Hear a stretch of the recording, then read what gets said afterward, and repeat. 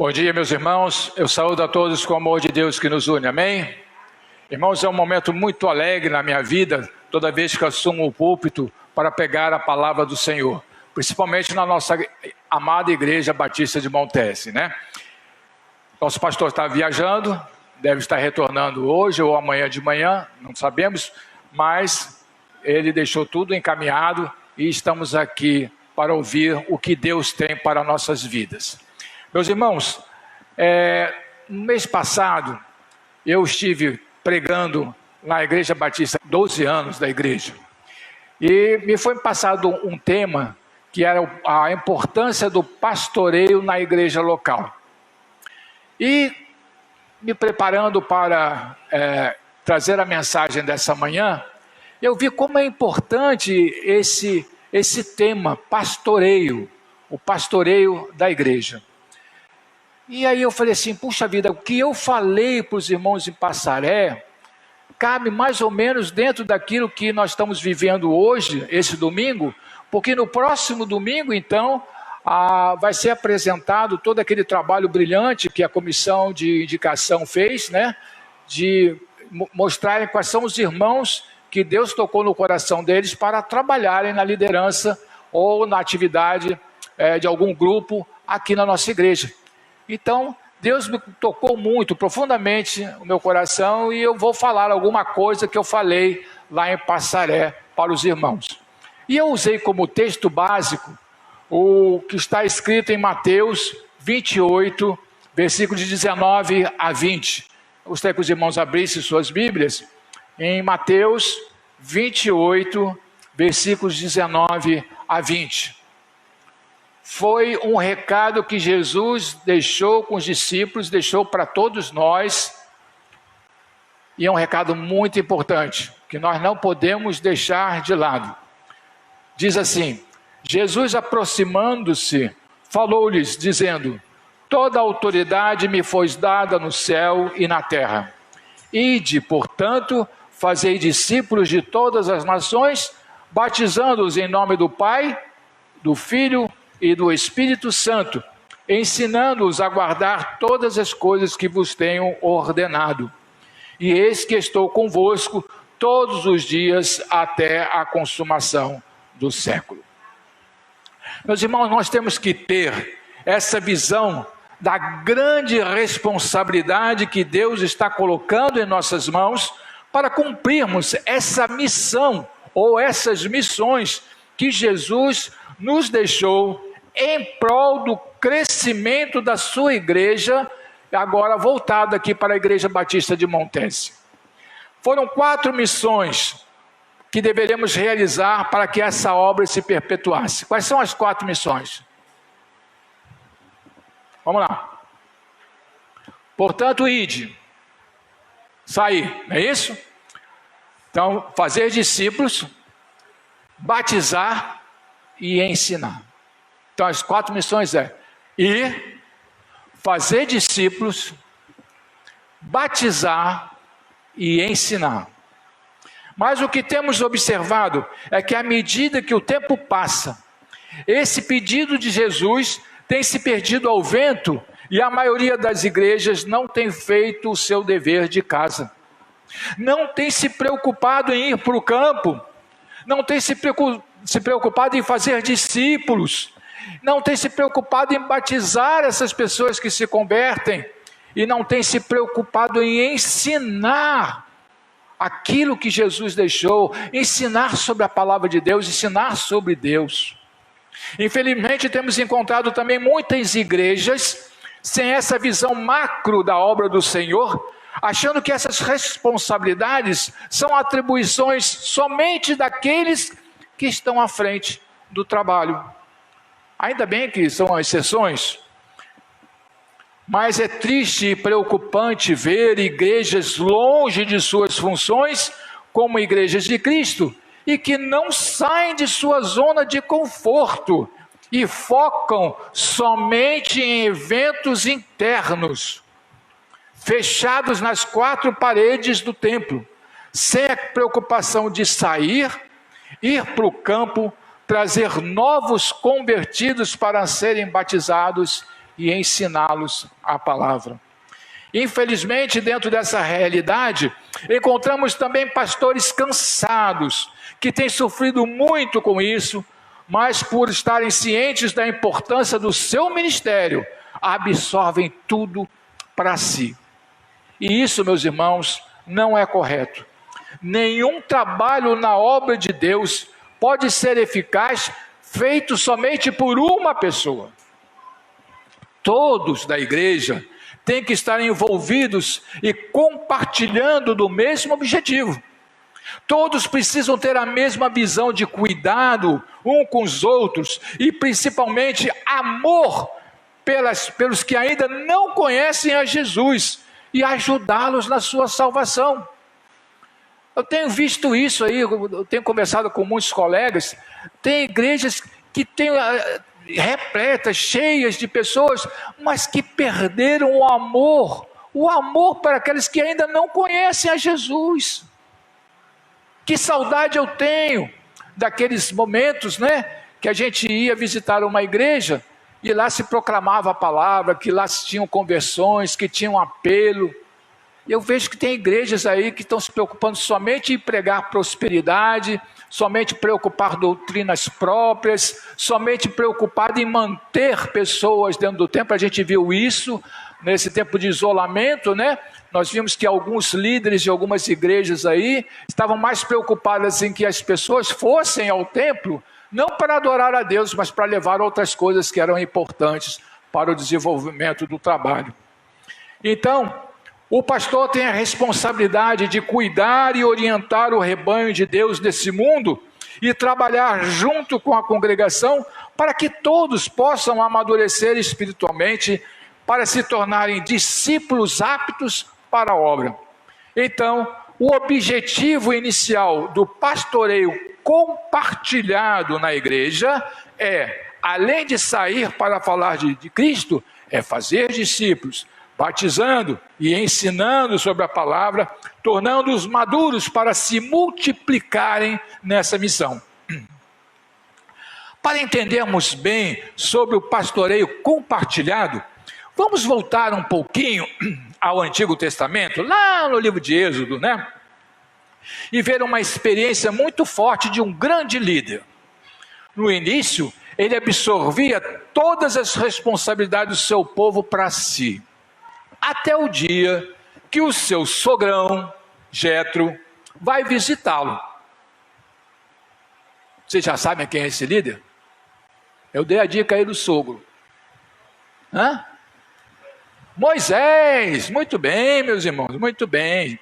Moisés tinha um apreço muito grande para o Jetro, porque quando Moisés matou o oficial egípcio, né, ele teve que fugir para Midian, e lá então encontrou Jetro, aí Jetro acolheu ele e tal, ele foi trabalhar com Jetro, ficou trabalhando com Jetro um bocado de tempo, 40 anos, né? Aí Jetro deu uma filha dele, qual foi o nome da filha dele? Zípora, né? Eu consegui lembrar, tá vendo? Glória a Deus, né, Mateus? Glória a Deus, lembrei o nome da Zípora. E aí casaram, né? E teve 2 filhos, e de repente, quando estava tudo bem, Deus coloca lá uma sarda ardente e chama Moisés para tirar o povo da escravidão do faraó. Aí Moisés vai, leva a esposa, leva a família e diz, não dá certo ficar com a família não, eu tenho que atravessar o deserto sozinho. Aí bota lá a esposa de volta para Jetro. E Jetro aceita lá ficar cuidando da esposa. Aí Jetro viu que Moisés conseguiu aquilo tudo e falou assim, bom, eu vou visitar agora o meu genro, vou levar a família lá para ele. E exatamente foi o que ele fez, né? Então, vindo, pois, Jetro, o sogro de Moisés, com seus filhos e com sua mulher, a Moisés no deserto, ao monte de Deus, onde se tinha acampado. E disse a Moisés, eu, teu sogro Jetro, venho a ti com tua mulher e seus 2 filhos com ela. E então saiu Moisés ao encontro do seu sogro, e inclinou-se e o beijou, e perguntaram um ao outro como estavam. E entraram na tenda. Isso está em Êxodo 18, a partir do versículo 5, viu, meus irmãos? E Moisés conta a seu sogro todas as coisas que o Senhor tinha feito ao faraó e aos egípcios por amor de Israel, e todo o trabalho que passaram no caminho, e como o Senhor os livrara. E alegrou-se Jetro de todo o bem que o Senhor tinha feito a Israel, livrando da mão dos egípcios. Jetro começou então a perceber que Moisés tinha assumido sozinho a responsabilidade de aconselhar, direcionar e encarregar-se das tarefas concernentes ao governo de quase 1 milhão de pessoas. Versículo 13. E aconteceu que, no outro dia, Moisés assentou-se para julgar o povo, e o povo estava em pé diante de Moisés, desde a manhã até a tarde. Jetro olhou aquilo e falou assim: isso não está certo. Não está certo. Eu tenho que falar com esse meu genro. Ele está assumindo tudo para ele e não está certo isso. E Jetro, quando viu aquilo, ficou muito preocupado com o estafante trabalho de Moisés. Versículo 14. Vendo, pois, o sogro de Moisés tudo o que ele fazia ao povo, disse: que é isto que tu fazes ao povo? Porque te assentas só, e todo o povo está em pé diante de ti, desde a manhã até a tarde. Então disse Moisés a seu sogro: é porque esse povo vem a mim para consultar a Deus. Quando tem algum negócio, vem a mim, para que eu julgue entre um e outro, e lhes declare os estatutos de Deus e as suas leis. Como disse antes, muitos pastores são obrigados a agirem da mesma forma que Moisés agia com aquele povo, com a sua igreja.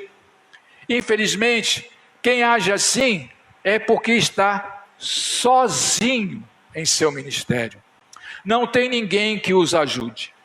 E Jetro procurou mostrar para Moisés que ele tinha que mudar a sua forma de liderança e que precisava delegar responsabilidades, caso contrário, a obra seria pesada demais.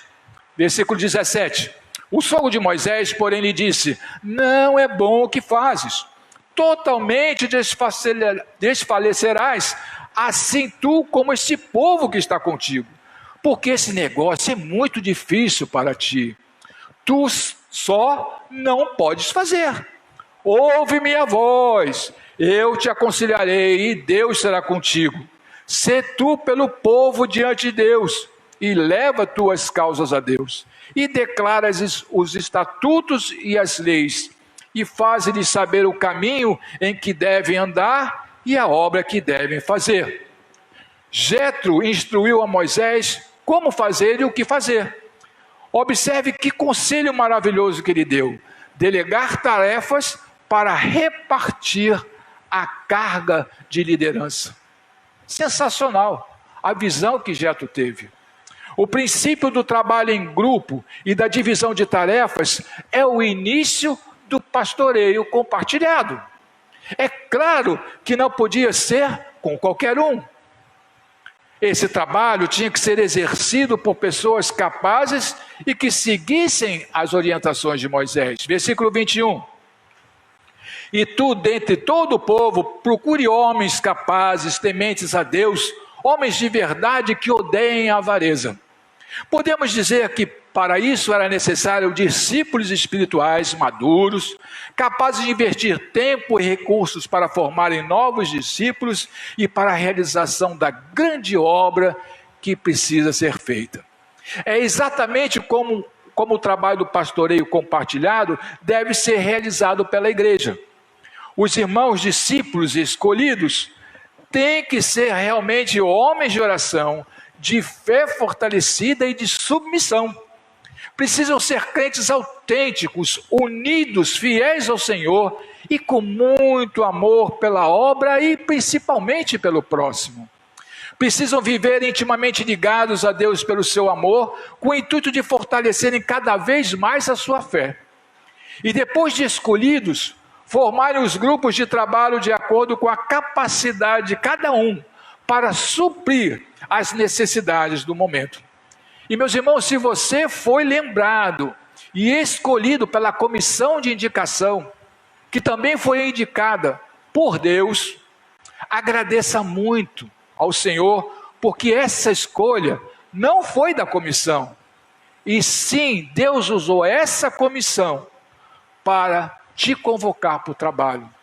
porque você é capaz de fazer isso. Na visão do Senhor, você tem condições de fazer isso. Lembre-se que Deus não escolheu Paulo para falar com os pescadores, e nem escolheu Pedro para falar com os gentios. Deus escolheu pessoas capacitadas para falarem com os grupos certos. Pedro teve que falar com aquela turma e Paulo com os gentios.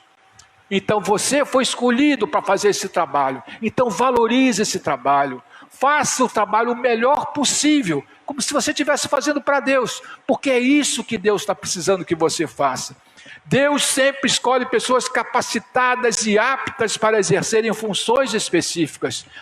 E durante o seu trabalho, durante o seu relacionamento com Deus, durante as suas orações, Deus vai estar sempre lhe mostrando e orientando o que você tem que fazer com o seu grupo. Valorize a responsabilidade que Deus está colocando em suas mãos. E vejam que instrução maravilhosa Jetro deu a Moisés. Os grupos deveriam ser do tamanho do trabalho que cada um vai realizar. Está vendo só? Ele não vai falou assim, pega um montão de gente para fazer isso. Não. Pega umas pessoas para fazerem isso, outras pessoas para fazerem aquilo, mais uns maiores para fazer aquilo outro. Versículo 21. E põe-nos sobre eles por maiorias de 1000, maiorias de 100, maiorias de 50 e maiorias de 10. Discípulos espirituais que deverão ser divididos em grupos aptos para reconhecerem as necessidades de cada um, com a capacidade de administrar as divergências e de clareamento e resoluções de dificuldades. Versículo 22.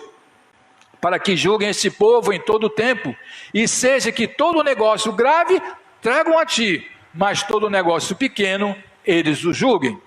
Ele recomenda que o líder se concentre nas questões mais importantes e delegue os assuntos secundários para os seus auxiliares. Moisés recebeu a visão de Deus, mas precisou entender a necessidade de delegar. Pequenas necessidades que podem ser administradas serão resolvidas pelos grupos formados, e as mais complexas, então, serão repassadas ao pastor. Fazendo isso, o peso da responsabilidade do líder maior, que no caso aqui é o pastor, tornará essa tarefa bem mais leve. Versículo 22. Assim a ti mesmo te aliviarás da carga, e eles a levarão contigo. Se isto fizeres, e Deus tu mandar, poderás então subsistir. Assim também todo este povo em paz irá ao seu lugar. O conselho de Jetro foi dado a Moisés há 3.500 anos atrás, mais ou menos. E vejam como ele é atual, como ele é necessário. Apesar de tão antigo, continua valendo para hoje. Fazendo isso, a igreja crescerá, madura e se fortalecerá na palavra. E agora é só seguir essas recomendações da mesma forma que fez Moisés. E Moisés deu ouvidos à voz do seu sogro e fez tudo quanto tinha dito. Podemos ver também no outro episódio, relatado em Êxodo 17, na batalha de Amaleque contra os israelitas, como é importante estarmos juntos em grandes batalhas. Deus manda Moisés combatê-lo, e ele manda então Josué ir com seus homens contra Amaleque, mas lhe tranquiliza, dizendo que ficaria com a vara de Deus nas mãos, orando e intercedendo por eles. Êxodo 17, versículo 8 e 9. Então veio Amaleque e pelejou contra Israel e Redifim.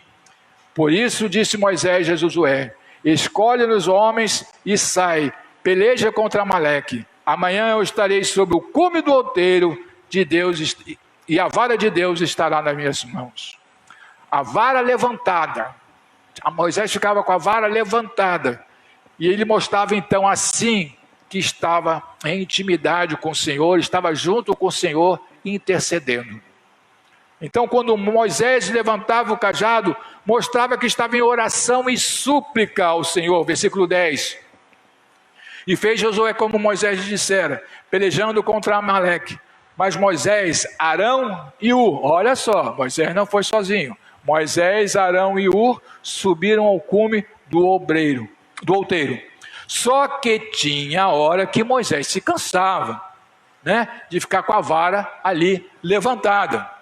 E todos nós sabemos, se você ficar levantando um peso por muito tempo, tem uma hora que seus braços não aguentam, você tem que arriar. Mas quando ele arriava o braço, Amaleque ficava vitorioso. E quando ele levantava a vara, o povo de Deus, Josué, era vitorioso.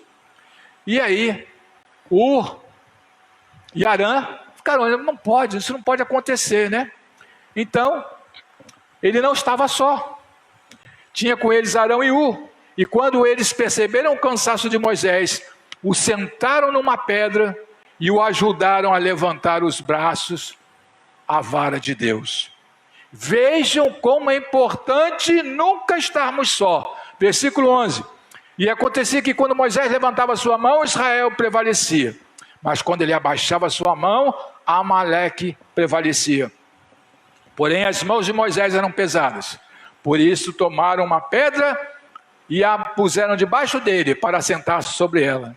E Arão e Hur sustentaram as suas mãos, um de um lado, o outro de outro, e assim ficaram as suas mãos firmes até o sol se pôr. Com essa atitude, com a ajuda de Arão e Hur, Josué foi vitorioso. Deus estava com seu povo, Deus deu a vitória ao seu povo, mas ele não fez nada sozinho. Tinha Josué na frente de batalha e Moisés, Hur e Arão na retaguarda. Portanto, ao realizarmos qualquer tipo de trabalho para o Senhor, sempre haverá necessidade que todos estejam juntos, unidos, se ajudando, se apoiando, com as mãos levantadas em oração.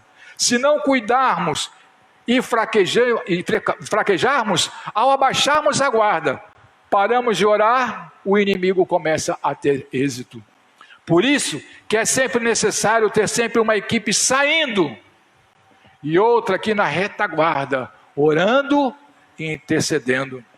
Vocês estão percebendo como é complexo o pastoreio compartilhado na igreja? Nada pode ser feito de qualquer jeito e somente por um. Tem que ter um líder maior, que é o pastor, e junto com ele, discípulos maduros, servos fiéis, ligados pelo amor, pela causa. Discípulos que saem para vencer as batalhas e discípulos que ficam na retaguarda em oração pelo trabalho. Ninguém pode desenvolver sozinho sem o sustento das orações, a missão ou as missões que Jesus determinou. E o outro resultado desse pastoreio é o seu crescimento espiritual e o seu progresso. Tudo vai depender da intensidade da fé dos seus membros, do estudo da palavra, do trabalho que realizam e do amor que todos devem ter pelos que ainda não encontraram a salvação. Podemos nos espelhar no crescimento da igreja relatada no livro de Atos. Na igreja que chamamos de primitiva, havia grandes pregadores, mas os demais crentes não ficavam só ouvindo as pregações, sendo meros espectadores. Mesmo quando foram obrigados a se dissipar, continuaram perseverando na doutrina, na comunhão, no partir do pão e nas orações. Os irmãos podem ver isso em Atos 2, versículo 42 a 47. Todos os crentes eram ativos, compartilhavam e adoravam a Deus com alegria. Eles se reuniam para cultuar ao Senhor e não para assistir os cultos que realizavam. Não deixavam somente para alguns essa responsabilidade do pastoreio, ficando simplesmente assistindo os trabalhos. Todos eram participantes e cooperadores. Isso ficou bem claro quando começou a perseguição contra a igreja, como está em Atos 8:1. Naquele dia, levantou-se grande perseguição contra a igreja em Jerusalém, e todos, exceto os pastores, apóstolos, ficaram dispersos pelas regiões da Judéia e Samaria. Os crentes repentinamente ficaram sem seus líderes.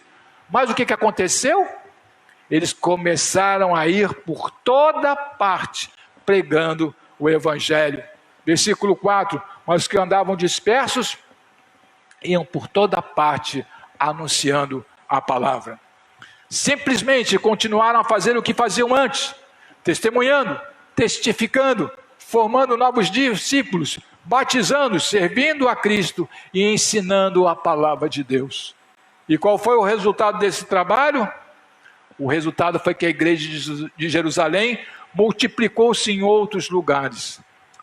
Atos 9:31. A igreja, na verdade, tinha paz por toda a Judéia, Galiléia e Samaria, edificando-se e caminhando no temor do Senhor e no conforto do Espírito Santo, crescia em números. O resultado do pastoreio compartilhado deles está aqui, na Igreja Batista de Montese. Chegamos aqui graças àqueles nossos irmãos que começaram a sair, a divulgar, a batizar e a ensinar a palavra.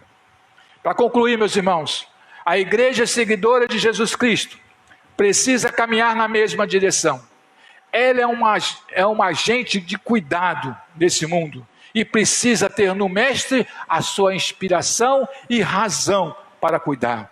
Uma igreja cuidadora é aquela que cuida do seu pastor, mas também e com a mesma atenção de todas as pessoas que dela fazem parte.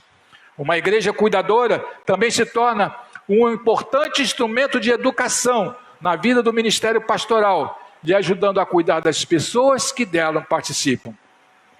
Uma igreja que sabe da importância de realizar o seu pastoreio compartilhado, precisa sair das quatro paredes para a proclamação de Jesus a toda a criatura. Precisa fazer discípulos de todas as nações, batizando-os em nome do Pai, do Filho e do Espírito Santo, e ensinando-os a guardar todas as coisas que Jesus mandou, e lembrando sempre que Ele estará conosco todos os dias, até a consumação dos séculos. E o que eu rogo muito a Deus, é que a nossa Igreja Batista de Montese, seja sempre firme com o nosso pastor, com o mesmo propósito de Jesus, e cresça cada vez mais em espiritualidade e graça pela união, pela unção do nosso Pai, realizando debaixo das bênçãos do Senhor as responsabilidades que Deus coloca em nossas mãos. Amém, meus irmãos? Que Deus nos abençoe. Vamos ficar de pé, vamos orar, encerrando os trabalhos dessa manhã.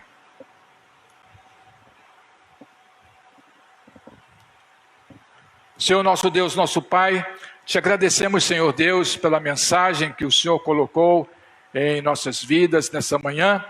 Te agradecemos, Senhor Deus, porque o Senhor coloca grandes responsabilidades em nossas mãos. Te agradecemos porque o Senhor acredita no nosso trabalho. Te agradecemos porque nós somos importantes para Ti, na divulgação dessa missão que Jesus nos colocou. Muito obrigado, Senhor Deus, por ter nos escolhido. Muito obrigado, Senhor Deus, por o Senhor estar sempre conosco, nos ajudando.